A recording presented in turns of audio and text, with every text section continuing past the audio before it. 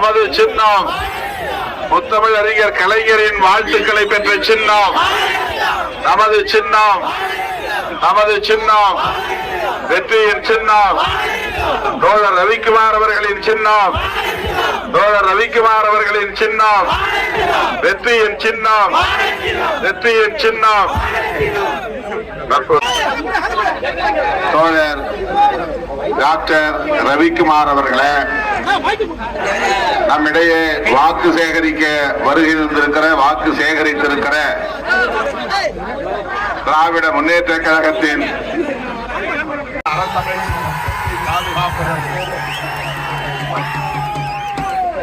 ஒட்டுமொத்த இந்திய மக்களும் நடத்துகிற ஒரு யுத்தம் தான் இந்த தேர்தல். இது காங்கிரசுக்கும் பிஜேபிக்கும் இடையிலே நடக்கிற தேர்தல் யுத்தம் அல்ல, அல்லது திராவிட முன்னேற்ற கழகத்திற்கும் பாரதிய ஜனதாவுக்கும் அதிமுகவுக்கும் இடையிலே நடக்கிற தேர்தல் யுத்தம் அல்ல. இது இந்திய நாட்டு மக்களுக்கும் பாரதிய ஜனதா தலைமையிலான சங்க பரிவாரங்களுக்கும் இடையிலே நடக்கிற ஒரு மாபெரும் விடுதலை போர். இந்த போராட்டத்தை வெற்றிகரமாக நடத்துவதற்கு தொடக்க புள்ளி வைத்தவர் நமது தமிழ்நாடு முதலமைச்சர் மாண்புமிகு அண்ணன் தளபதி மு.க. ஸ்டாலின் அவர்கள் என்பதை முதலில் நான் பதிவு செய்ய விரும்புகிறேன். 5 ஆண்டு காலமாக அவர் மேற்கொண்ட முயற்சியின் விளைவாகத்தான் மம்தா பானர்ஜி, அரவிந்த் கெஜ்ரிவால் போன்ற தலைவர்களை எல்லாம் ஓரணியிலே கொண்டு வர முடிந்தது. உத்தரப்பிரதேசத்தை சார்ந்த அகிலேஷ் யாதவ், பீகாரை சார்ந்த தேஜஸ்வி யாதவ், மகாராஷ்டிராவை சார்ந்த உத்தவ் தாக்கரே போன்றவர்கள் எல்லாம் இந்த அணியிலே இன்றைக்கு இணைந்து இருப்பதற்கு காரணம் தமிழ்நாடு முதல்வர் மாண்புமிகு அண்ணன் தளபதி ஸ்டாலின் அவர்கள் என்பதை இந்த நாடு அறியும். அவர் தமிழ்நாட்டை பொறுத்த வரையிலே அதிமுகவை எதிர்த்து அரசியல் செய்தாலே போதும். ஆனால் இந்த தேர்தலில் நாம் அதிமுகவை ஒரு எதிரியாக பார்க்கவில்லை. அரசமைப்பு சட்டம் இருக்கிறதே, அந்த சட்டத்தை பொருட்படுத்தாத ஆட்சி மோடி ஆட்சி. அதை நீர்த்து போக செய்கிற ஆட்சி மோடி ஆட்சி. அதை தூக்கி எறிவதற்கு துடிக்கிற ஆட்சி மோடி ஆட்சி. ஆகவேதான் அரசமைப்பு சட்டத்தை பாதுகாப்பதற்காகவும் அரசமைப்பு சட்டம் முன்மொழியக்கூடிய ஜனநாயக விழுமியங்களை எல்லாம் பாதுகாப்பதற்காகவும் ஒட்டுமொத்தத்திலே இந்த தேசத்தை அதானி, அம்பானி போன்ற கார்பரேட் கொள்ளை கும்பலிடமிருந்து பாதுகாப்பதற்காகவும் தான் அண்ணன் ஸ்டாலின் அவர்கள் பெருமுயற்சி எடுத்துக்கொண்டு நெருக்கடிகளை எல்லாம் எதிர்கொண்டு வருகிறார். அவர் பாஜகவோடு இணங்கி போனால், பாஜகவோடு நட்பு பாராட்டினால், பாஜகவோடு உறவாடினால், நாங்கள் காங்கிரசோடு நட்பு வேண்டாம் என்று முடிவெடுத்தால் அண்ணன் பொன்முடி போன்றவர்களுக்கு எந்த நெருக்கடியும் ஏற்பட்டிருக்காது. இன்றைக்கு சட்டப்பூர்வமாக போராடி அண்ணன் பொன்முடி அவர்கள் மீண்டும் அமைச்சராக வந்திருக்கிறார். அவர் வெளிப்படையாக RSUவுக்கும் சின்னமில்லை, VCKவுக்கும் சின்னமில்லை என்று மறுதளிக்கிறார்கள், நொண்டி சாக்கு சொல்லுகிறார்கள். ஆனால் நம்முடைய சின்னம் பானை சின்னம் தான், எந்த குழப்பமும் இல்லை. கடைசி நேரத்தில் சின்னம் மாறும் என்று நீங்கள் யாரும் கருத வேண்டாம். எவ்வளவு வெளிப்படையாக பிஜேபியை எதிர்க்கிறவர்களை ஓரங்கட்டுகிற முயற்சிகளில் ஈடுபடுகிறார்கள் என்று புரிந்து கொள்ள வேண்டும்.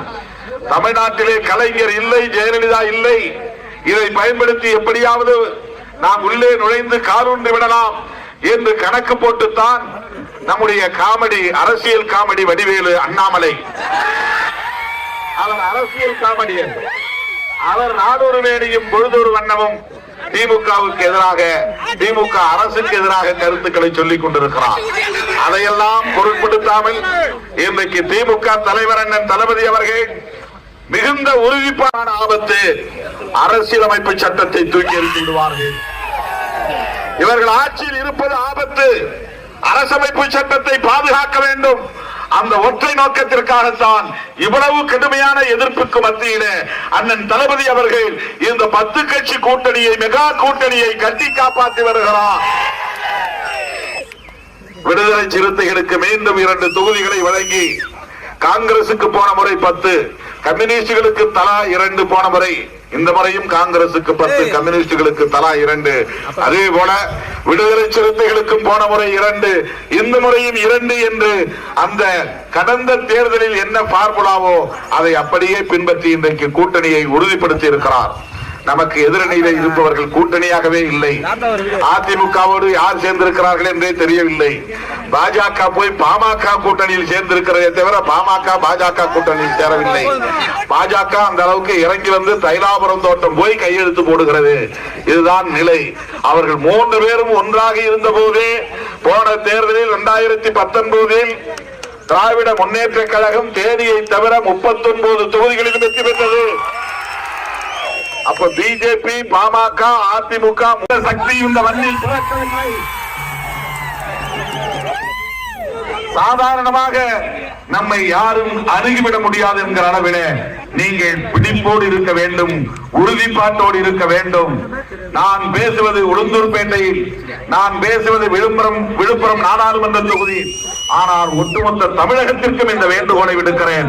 திமுக கூட்டணி வெற்றி பெறுவதற்கு தமிழ்நாடு முழுவதும் விடுதலை சிறுத்தைகள் தான் காரணம் என்கிற அளவுக்கு, விடுதலை சிறுத்தைகளின் உழைப்பு தான் காரணம் என்கிற அளவுக்கு இந்த 20 நாட்கள் ரம்ஜான் நோன்பிலே முஸ்லிம்கள் தவம் இருப்பதை போல, லென்த் டேஸிலே கிறிஸ்தவர்கள் விரதம் இருப்பதை போல, என் உயிரின் உயிரான விடுதலை சிறுத்தைகளே,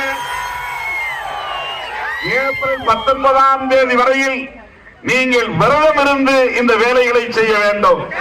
அந்த அளவுக்கு பிடிப்போடு இருக்க வேண்டும், தீவிரமாக பணியாற்ற வேண்டும்.